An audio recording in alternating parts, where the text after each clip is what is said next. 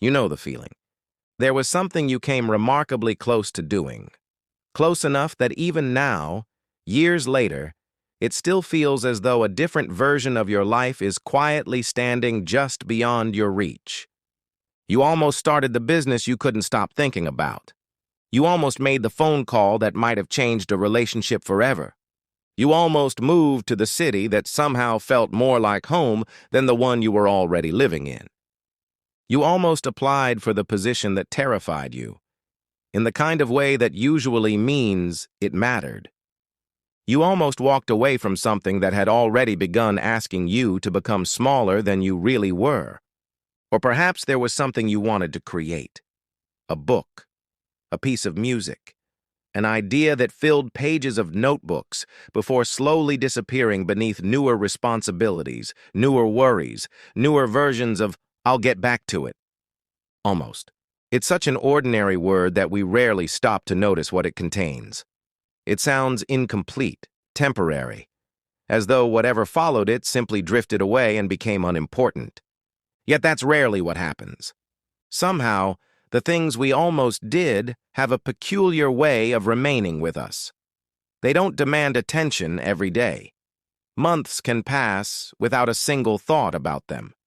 Life fills itself with work, conversations, bills, routines, birthdays, obligations, the ordinary rhythm of living. Then, without warning, someone casually mentions the place you once imagined moving to.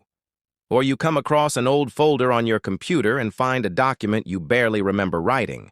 Or a familiar song begins playing in a cafe. Or you hear somebody talking about the very career you once convinced yourself wasn't realistic. And suddenly, something you haven't thought about in years feels strangely close again. Think about that for a moment. Most memories become smaller as time passes. They lose detail and their emotional edges soften. Yet certain almosts seem strangely resistant to time. You may not remember what you ate on your birthday 5 years ago. You may also not remember the conversations you had last Tuesday. But you can still picture the application you never submitted, the message you typed, read 3 times and quietly deleted, or the apartment listing you looked at over and over before deciding it wasn't the right time, or even the conversation you promised yourself you would have tomorrow, until tomorrow quietly became next month, then next year. Why do those moments survive when so many completed experiences quietly fade into the background? Because they remained a possibility, and possibilities behave differently. They don't simply tell us what happened, they whisper about what might have happened if one conversation had gone differently, if fear had arrived 5 minutes later, if confidence had appeared just a little sooner, or if circumstances had shifted in ways neither you nor anyone else could have predicted. After enough time, those imagined lives begin developing a strange presence of their own. Not because they are real, but because the mind is remarkably skilled at continuing stories that reality never finished writing. Why? Why does the mind keep returning to possibilities that never became reality? Because one of the brain's most important jobs is reducing uncertainty so as to better understand the world and make more accurate predictions about what might happen in the future. Uncertainty is simply the absence of information. It exists whenever the brain doesn't know how something ended or what the outcome was. To reduce uncertainty, the brain is constantly trying to replace missing information with knowledge. It does that by learning from outcomes. Outcomes come from experiences that reached a conclusion, like when you applied for the job and discovered whether you were accepted, or when you had the conversation and learned how the other person responded. But an almost is different. An almost belongs to the family of unfinished experiences. Think about it. You never discovered what would have happened if you had made the call. You also never found out whether moving would have made you happier. There was no outcome for your mind to absorb. From the brain's perspective, an important piece of information is missing, which means the uncertainty remains because there was no outcome to learn from. As a result, the experience remains more mentally accessible than the one that reached a clear conclusion. That's why, years later, something as ordinary as a song, a place, or a passing conversation can suddenly bring that almost back into your mind. It's as though the brain keeps bringing those unfinished experiences back, hoping you would finally complete the experience so it could learn from the outcome. In psychology, this tendency in which unfinished or interrupted experiences remain more mentally accessible than those that reached a clear conclusion is referred to as the Zeigarnik effect. In everyday life, you can see it in surprisingly ordinary ways. For instance, an interrupted conversation is often easier to remember than one that ended naturally. A task you meant to finish keeps drifting back into your thoughts until it's done. Or even a television series that stops halfway through an episode leaves you thinking about it far longer than one that wrapped everything up neatly. When something never reaches an ending, like an almost, it doesn't always disappear. Quite often, it lingers. Not necessarily because you're dwelling on the past, but because of the way the mind treats experiences that never reached an ending. The moment one of those unfinished possibilities returns, something else usually begins happening almost automatically. The mind starts filling in the blanks with imagination. Psychologists refer to this as counterfactual thinking. It's the mind's tendency to mentally construct alternative versions of events that never actually happened. And these alternate versions can either be positive or negative. If the mind constructs positive alternate versions, psychologists call this upward counterfactual thinking. It happens when you imagine an alternative outcome that is more desirable than your actual one. If I had taken that job, perhaps I would have a fulfilled life by now.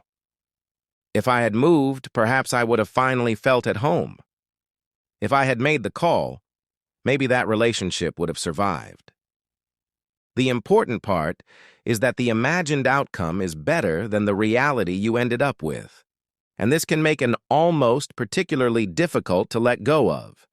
Because you are not simply remembering something that never happened, you are imagining how much better your life might have been if it had happened. The problem is that the imagined version contains only the information you can construct from the present. You know what you wanted from that job, that relationship, or that move. You know what you hoped it might give you. What you don't know is everything that would have happened afterward. Your actual life is different. The path you chose became real, which means it came with consequences you had no way of predicting beforehand.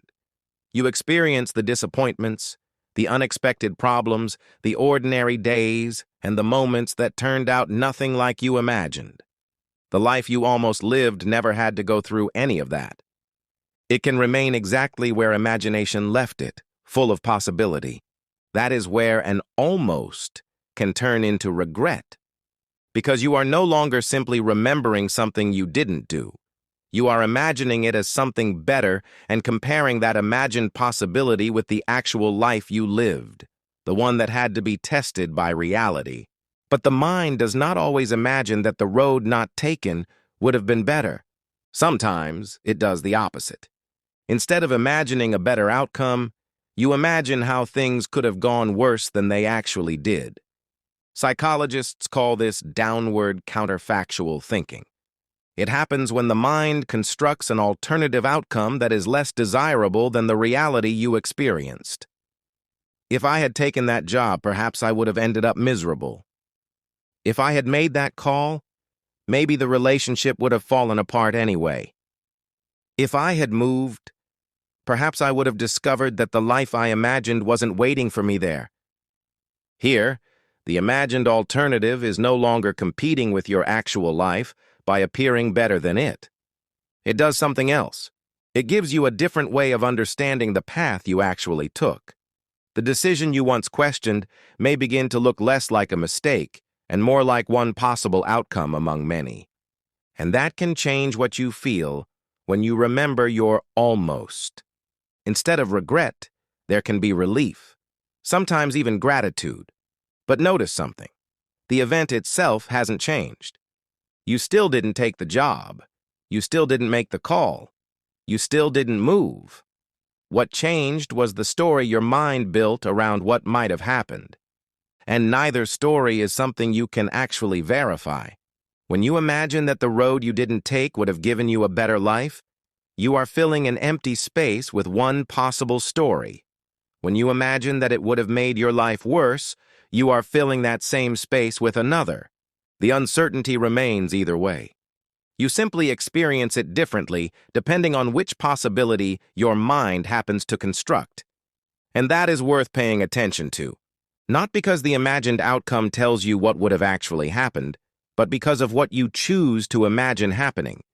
If you keep imagining that taking that opportunity would have made you happier, perhaps it is worth asking what exactly it is you believe that life would have given you. Maybe it was the freedom you associated with it. Or maybe it was the feeling of being capable, independent, creative, successful, or finally in the place where you wanted to be. And if these are the qualities you still value, then perhaps the point is not to keep wondering what would have happened if you would have taken that path. Perhaps the goal is to notice whether there is another way to move toward what that path represented in the life you have now. The same can be true when the mind imagines the opposite. Sometimes you look back and realize that the path you almost took may not have given you what you wanted at all. Perhaps you imagine it ending in disappointment, instability, loneliness, or a version of yourself you would not have recognized. That can reveal something too. It can show you what you were trying to avoid, what you value enough to protect, or why the life you have now may contain things you once failed to appreciate. In both directions, the imagined life can become useful, not as evidence of what would have happened, but as information about what matters to you now. Perhaps that is what makes a remembered almost worth paying attention to. You don't have to keep treating it as a question that needs an answer. You can wonder about it. You can remember it. You can even feel something when you think about the person you might have become if things had gone differently. But you don't have to turn that feeling into proof that your life should have been different. Because the life you almost lived was never given the opportunity to become ordinary. It never had to disappoint you on a Tuesday afternoon. It never had to make you question yourself. And it never had to become difficult, boring, complicated, expensive, exhausting, or simply different from what you imagined. It remains untouched by reality. Your actual life doesn't have that luxury. It has been lived. It has surprised you, disappointed you, changed you, and given you things you could never have predicted when you were making those decisions. So, perhaps the purpose of looking back at an almost isn't to decide which life would have been better. Perhaps it is simply to understand what that possibility meant to you. And then, if there is something in it that still matters, you don't necessarily have to go back, you can carry it forward. Because the business may not be the business anymore, the city may not be the city anymore. The relationship may never become what you once hoped it would. And the person you were then may no longer even be the person you are now. But the freedom, creativity, courage, connection, independence, or sense of possibility that you associated with that life can still exist somewhere ahead of you. Maybe that is the part worth remembering. An almost is not a life you lost. It is a life you never got to know. And sometimes, once you understand what you were really reaching for, you realize that you don't need to know what would have happened back then. You only need to decide what you want to do with what that possibility taught you now.